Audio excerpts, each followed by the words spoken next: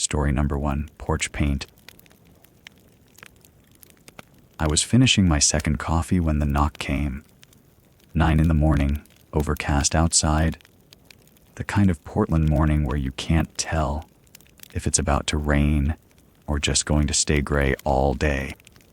I'd been working since 6, answering client emails, and I was in that state where you're still half asleep, but committed to the workday.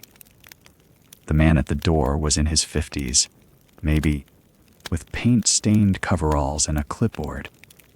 He had the kind of face that didn't register as threatening.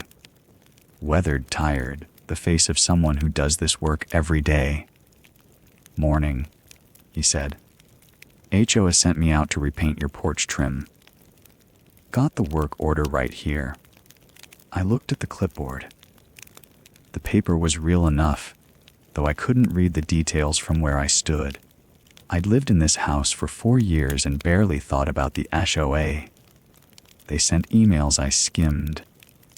I figured if they'd scheduled something, they probably had their reasons, even if I didn't remember getting a notice. "How long will it take?" I asked. "Couple hours. Mostly just scraping and primer today. Come back tomorrow to finish the paint." I nodded and went back inside, back upstairs to my desk. I could hear him setting up below, the sound of a ladder being positioned, metal scraping against wood. Then the scraping started in earnest, rhythmic and steady. I tried to focus on the email I was writing, something about seasonal marketing strategies for a boutique hotel client, but the sound of his work was oddly distracting. Not loud, just present. A reminder that someone was outside my house, working on it. By 10:30, the smell came through. Sharp chemical smell, primer fumes, cutting through the window cracks, even though they were closed. It was the kind of smell that makes you aware of your lungs. I cracked the window open to let some of it out, but it just seemed to intensify. I told myself it would dissipate once he finished. Around 11, he knocked on the front door again. I went downstairs. "Need to use the bathroom," he said. "Won't take a minute." I let him in, pointed him toward the powder room off the kitchen. He nodded and walked past me, and I noticed he glanced toward the back of the house as he passed. Not a long look, just a glance, the kind you might make if you were orienting yourself. When he came back out, he was still holding his clipboard. "Your back door's going to need some weather stripping soon," he said. I noticed it while I was setting up. Drafts like that'll run your heating bill up. I felt something small shift in my chest. I hadn't walked him around the house. He hadn't asked to see the back entrance. He'd just known it was there, and he'd looked at it. "I'll keep that in mind," I said. "Just an observation," he said, and smiled in a way that was probably meant to be reassuring. Part of the job, noticing these things. I watched him go back outside. He set up the ladder on the other side of the porch, and I went back upstairs. The scraping continued. The smell got worse before it got better. I opened all the windows on the second floor and tried not to think about how he knew where my back door was. He left around 3. I heard him packing up, the ladder being moved, the sound of his truck door closing. I looked out the window and saw him drive away. The porch trim looked strange. Half done, primer slick and uneven, like he'd stopped in the middle of a thought. But maybe that was normal. Maybe that was how the job worked. Primer first, paint tomorrow. I told myself to stop thinking about it. At 6 o'clock, he knocked again. This time the knock was harder, more insistent. I was downstairs, and I heard it clearly. I didn't move right away. I just stood there listening. He knocked again. Left my drill inside. He called through the door. Just need to grab it real quick. I hadn't seen him bring a drill in. I was fairly certain of that. But I also wasn't certain. because I'd been upstairs most of the day, and certainty is a fragile thing when you're alone in a house. I didn't open the door. Instead, I walked to the peephole. He was standing on my porch, and his hand was on the doorknob. He was trying it, testing it, seeing if it was unlocked. His face was calm, almost blank. He tried it again, a second time, and then he looked directly at the peephole. Not at it exactly, but in that direction, as if he was aware of being watched. I stepped back. My phone was in my pocket. I pulled it out and called the HOA office. It took 3 minutes to get through to the property manager, a woman named Carol who sounded like she was eating lunch. "I need to verify something," I said. "Did you send a painter to my address today?" There was a pause. I could hear her typing. "No," she said. "We have no work orders for your property. Nothing scheduled." "Why?" I didn't answer right away. Outside, I heard the knock again, softer this time. "There's a man here saying you sent him," I said. "He's been working on my porch all day." "That's not us," Carol said. Her tone had changed. "Don't let him in. Call the police." I hung up and called 911. I gave them my address and told them there was a man on my property who'd misrepresented himself. The dispatcher said someone would be there in 10 minutes. I watched through the peephole. He was still standing there, not moving, just standing on my porch like he was waiting for something. The police came. They talked to him on the porch, and he left. He had a story ready. Miscommunication about the address. He'd been sent to the wrong house, no harm intended. He was polite and cooperative. They didn't arrest him. They just told him to leave the property and not come back. After they left, I sat in my living room with all the lights on, and I tried to convince myself it was over. Then my neighbor, Jennifer, texted me. She'd been reviewing her security camera footage from earlier in the day, the kind of thing she does sometimes just to check on things. She'd seen him. At noon, he wasn't painting. He was standing in the middle of my lawn, facing my house, photographing each window with his phone. One by one, methodically, from left to right. He stood there for almost 5 minutes, just taking pictures. I read her message 3 times. I looked at the screenshot she'd sent. Grainy video footage, but clear enough. Him standing there, him lifting his phone, him moving to the next window. I didn't sleep that night. I locked every door and every window, and I sat in my bedroom with my phone in my hand, waiting for something I couldn't name. The police said they'd increase patrols in the neighborhood. They said it was probably nothing. They said a lot of things that didn't mean anything.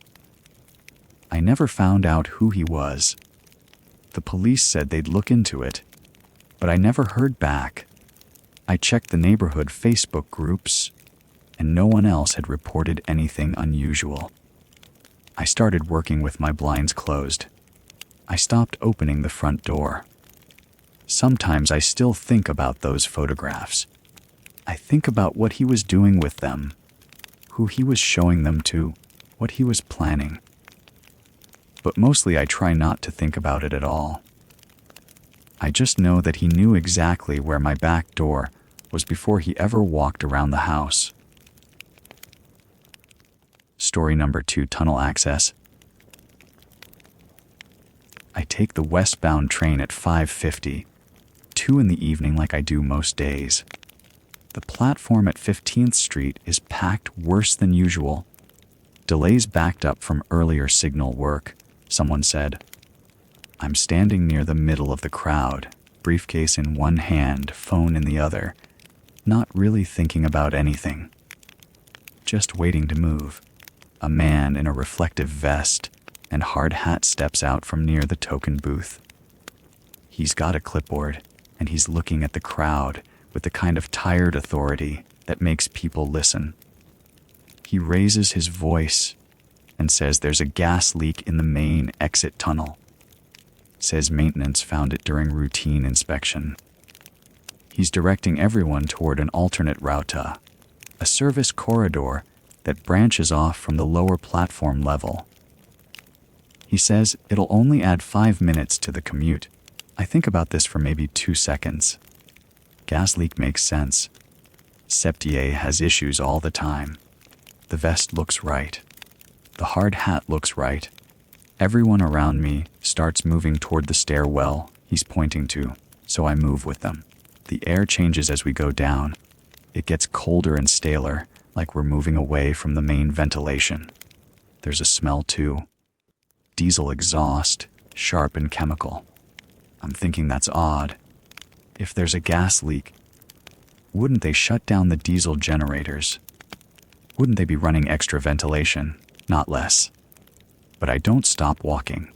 Nobody else seems bothered. The corridor is narrow. Exposed pipes run along the ceiling and walls, painted institutional gray, but peeling in long strips. The lighting is sparse.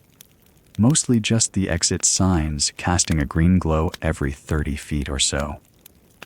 The worker is ahead of us, moving with purpose, and there's maybe 20 of us following.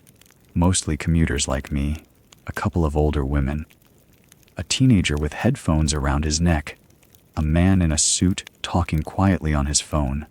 We reach a metal gate. It's the kind you see in old industrial spaces, heavy gauge, painted dark red, with a chain and padlock mechanism. The worker stops and looks at his clipboard, then speaks into a radio clipped to his vest. The radio produces only static, dead static, no carrier tone underneath it. He speaks again. Still nothing. He says the route should be clear. He's just verifying. He unlocks the gate with a key from his pocket and swings it open, gesturing us through. That's when I notice something. His vest doesn't have a logo on it. SEPTA vests have the logo embroidered on the back and chest. This one is blank. And his boots, they're too clean. Maintenance workers have scuffed boots, worn leather, dirt in the creases. His boots look like they came out of a box today.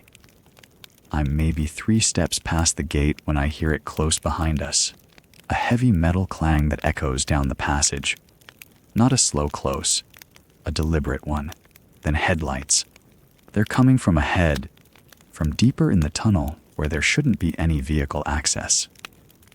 A white van, reversing slowly toward us. The back doors are already open. I can see the interior is empty except for some kind of metal framework bolted to the floor. The worker is no longer in front of us. He's moved to the side, positioning himself between us and the gate we just came through. His hand is resting on something at his hip. I can't see what it is, but the way he's standing, the way his body is angled, tells me everything. My chest tightens. I'm not thinking clearly anymore. I'm thinking about the clipboard. I'm thinking about why a maintenance worker would need passenger counts, about why he'd note gender and age, about why the radio was dead. The van is maybe 20 feet away now. I don't make a decision. My body does. I turn hard to my left where there's a door in the corridor wall, painted gray, marked emergency only, in faded letters. I don't think about whether it's locked or what's on the other side. I just move. I hit it with my shoulder and it gives. The alarm is immediate and deafening, a piercing electronic shriek that fills the tunnel and bounces off every concrete surface. I'm through the door and into a mechanical room lit by fluorescent panels. The sound is even louder in here, bouncing off metal and pipes. I don't look back. I move deeper into the room, past HVAC units and electrical panels, looking for another exit. There's a stairwell on the far side. I take it 2 steps at a time. The alarm is still screaming. My ears are ringing. I'm breathing hard, my shirt soaked with sweat, and I don't stop moving until I'm up 3 flights and pushing through a door marked station level. The main platform is there. Normal lighting. Normal sounds. A SEPTA officer is already moving toward the stairwell, radio in hand, calling it in. Within 5 minutes, there are 3 transit police in the service corridor. Within 10, they've found the metal gate open and the passage empty. The white van is gone. The worker is gone. But on the ground near the gate, they find a reflective vest with no logo and a clipboard. I watch from the platform as one of the officers picks it up carefully, like it matters, like evidence matters. He flips through the pages and his expression changes. He calls another officer over.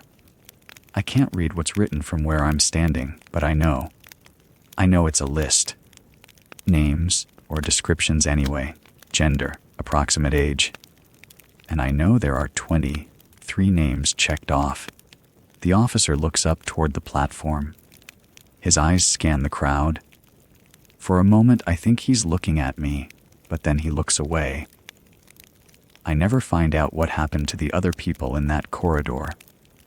The news says there was an attempted robbery, that transit police responded to an alarm and found the scene abandoned. No arrests, no explanation for the van or the vest or the clipboard. I still take the westbound train. I still exit at 15th Street, but I don't use the main exit anymore. I take the stairs on the other side of the platform, even though it adds 10 minutes to my commute. Sometimes I see transit workers in reflective vests on the platform. I watch them carefully. I note their logos. I listen to their radios to make sure they actually work. I've never seen the man with the clean boots again. But I think about him. I think about him a lot. Story number 3, Birdhouse install. I was in the backyard when he first appeared, which is the thing I keep coming back to. I was standing near the oak tree with my binoculars, tracking what I thought was a pileated woodpecker moving through the upper branches. The damp smell from yesterday's rain was still heavy in the air, and the ground was soft enough that I could feel it give slightly under my shoes. I'd been out there maybe 20 minutes, just listening mostly. Early April in Vermont is quiet in a specific way. The birds are back but not yet loud about it. He came around the side of the house, carrying 3 wooden birdhouses, the kind you see in catalogs. He was maybe in his late 20s, clean cut, wearing khaki pants and a green Audubon Society polo shirt. The kind of person you don't think twice about. "Good afternoon," he said. "I'm with the Audubon Society's volunteer installation program. We're getting nesting boxes up before the migration really kicks in. Your property's a good size for 3 installations." I lowered my binoculars. I'd been a librarian for 34 years before I retired, and I still have that reflex, the assumption that people are generally honest unless proven otherwise. It's a stupid reflex, maybe, but it's what I had, I said. I didn't know about a program like that. "We're expanding this year," he said, smiling. He had a pleasant voice. "Trying to get ahead of the season."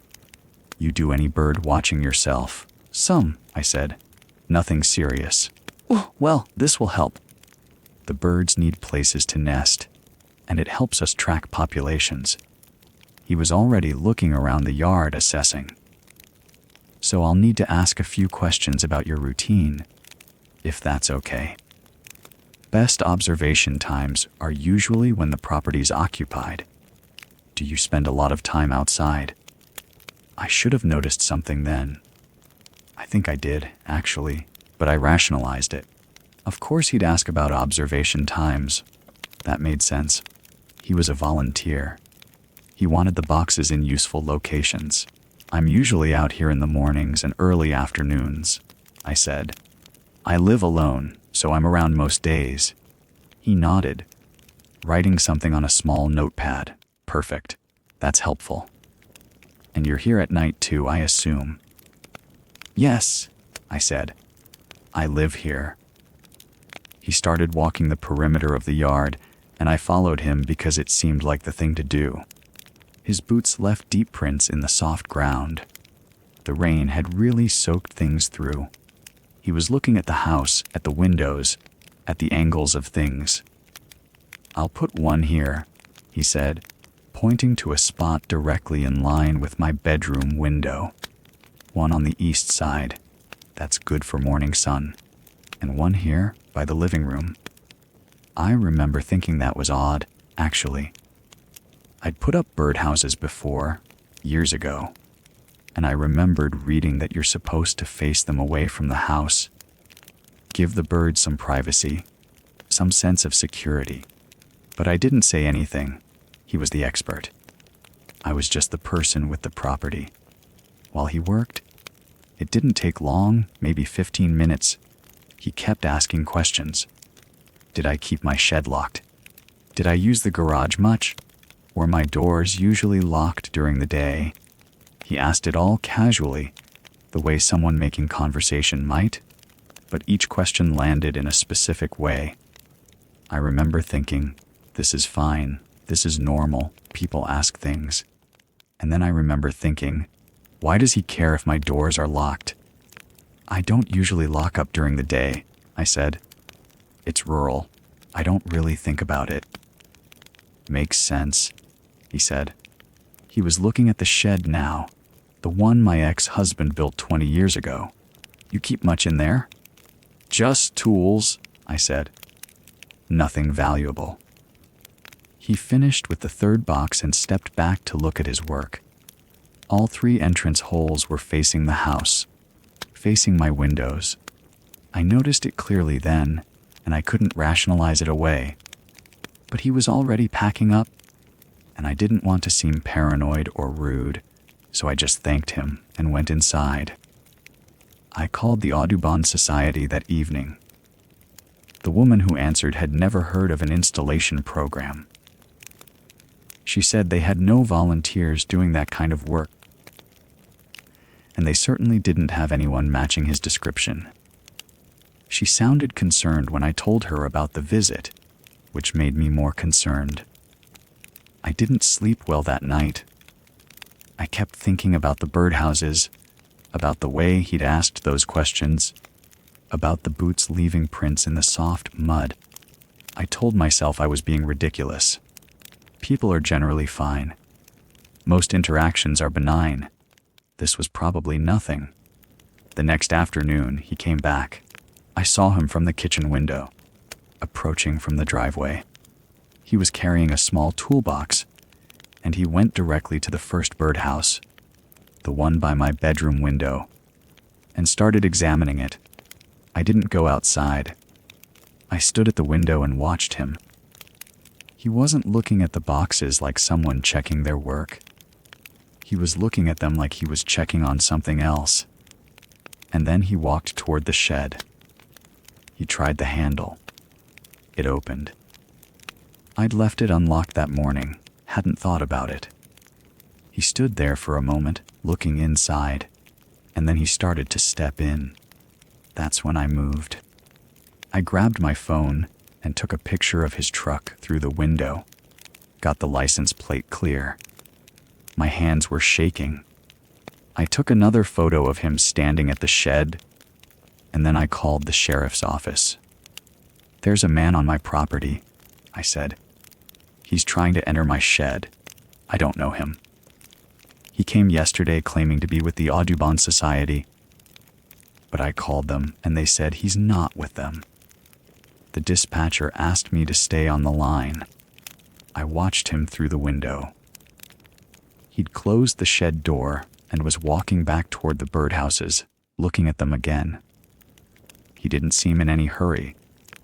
That was almost worse than if he'd run. I locked the back door, then the front door. I went through the house and locked every window I could reach. It took maybe 5 minutes, and when I was done, I felt like I couldn't breathe properly. The sheriff arrived 20 minutes later. The man was gone by then. He'd left in his truck while I was locking windows.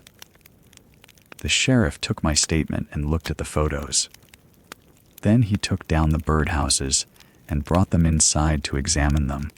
Each one had a small hole drilled in the back, angled upward toward my bedroom and living room windows. Not entrance holes, observation holes. There were no nesting shelves inside, no materials, nothing a bird would actually use. Just empty boxes with holes designed for watching. The sheriff said they'd look for the truck, but he didn't sound optimistic. He said I should keep my doors locked, that I should call if I saw anything else. He said it in the tone people use when they're trying to be reassuring, but aren't actually reassured themselves. I haven't seen the truck again. It's been 3 weeks. I keep the doors locked now, even during the day. I still go out to the yard sometimes with my binoculars, but I'm always aware of the angles, of the sight lines, of where someone might be standing to look back at me. I never did find out if he was actually planning something or if I interrupted something in progress. The sheriff said they couldn't find the truck or any record of him. I don't know if that means he was careful or if it means something else. What I know is that the birdhouses are gone and the holes in my windows are still